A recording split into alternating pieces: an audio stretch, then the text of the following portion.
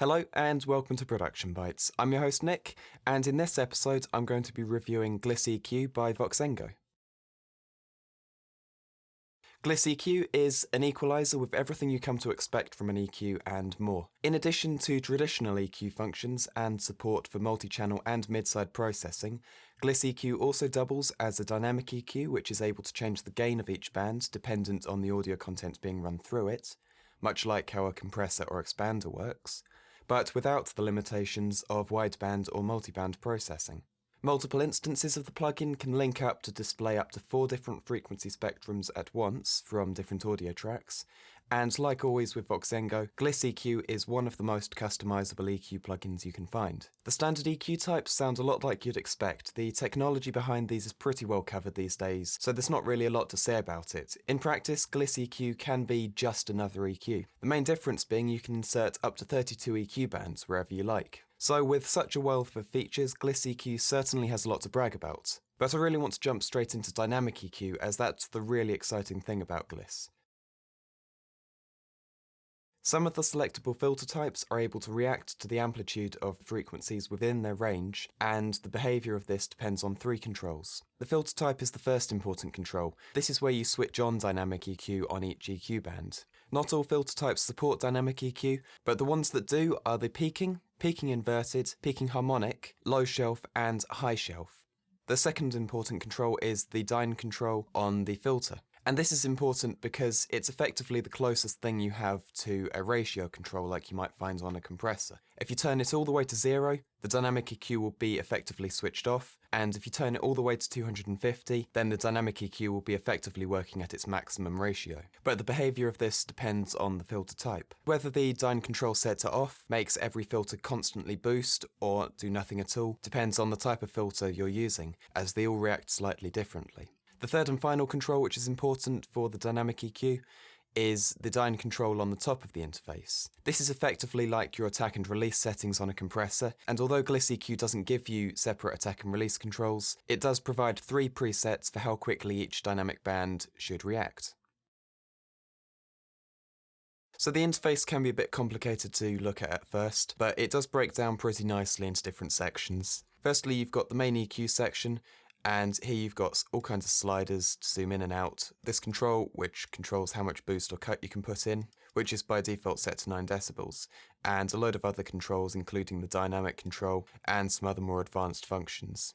Down at the bottom left you have the selected filter control, and when you click on a filter band, this will activate and you can select the filter type you want to use, as well as all of the options to do with it. And dynamic filters will also enable this dyne control.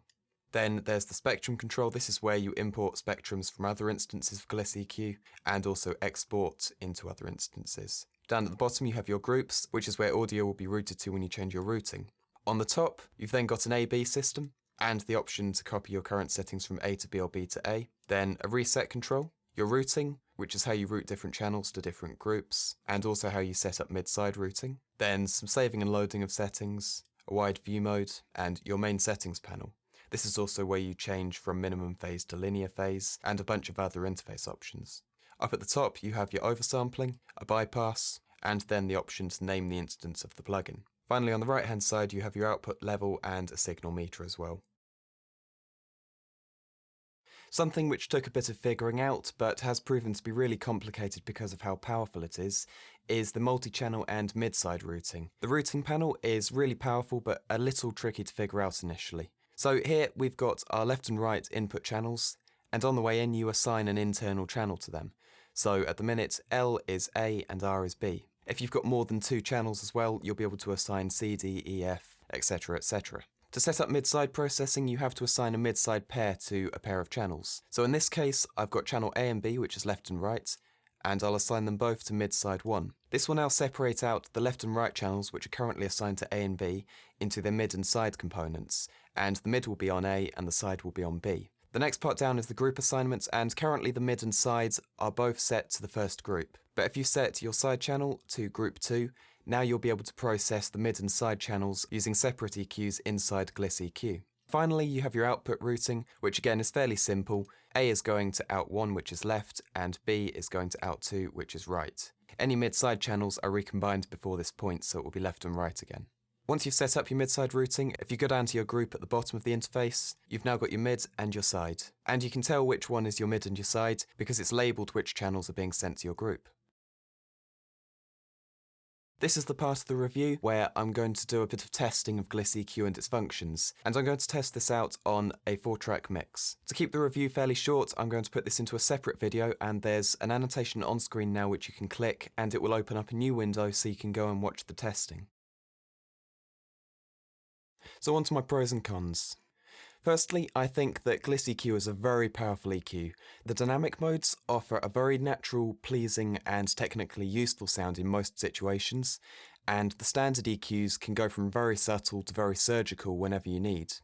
Also, I think the monitoring options are superb.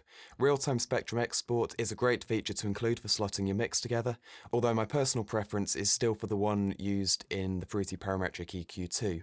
Also, this is probably the most complete EQ plugin I've ever used. I haven't even covered everything GlissEQ can do because I just would have blabbered for hours about it, so I focused on the big functions. But if you want a dual EQ plugin, this is definitely a good competitor. Most of my critique of the plugin is related to the dynamic behaviour. For instance, I think that having switchable dynamic behaviour on each of the EQ types would be a lot more flexible and neat than each EQ type having its own behaviour. Shelving filters, for instance, have no inverse alternative, so having an inverse switch on each of the dynamic EQ types would make a lot more sense than having an inverse and a standard EQ type. Also, it would be nice to be totally in control with attack and release settings of the dynamic functionality rather than using the 3 presets. It's worth noting that dynamic EQ is not quite the same as compression, although the concept is similar, so these presets are probably controlling more than just attack and release settings. However, having a bit more control might make the plugin more surgically useful on things like sibilance. My final criticism is that I wish the manual was a bit more comprehensive.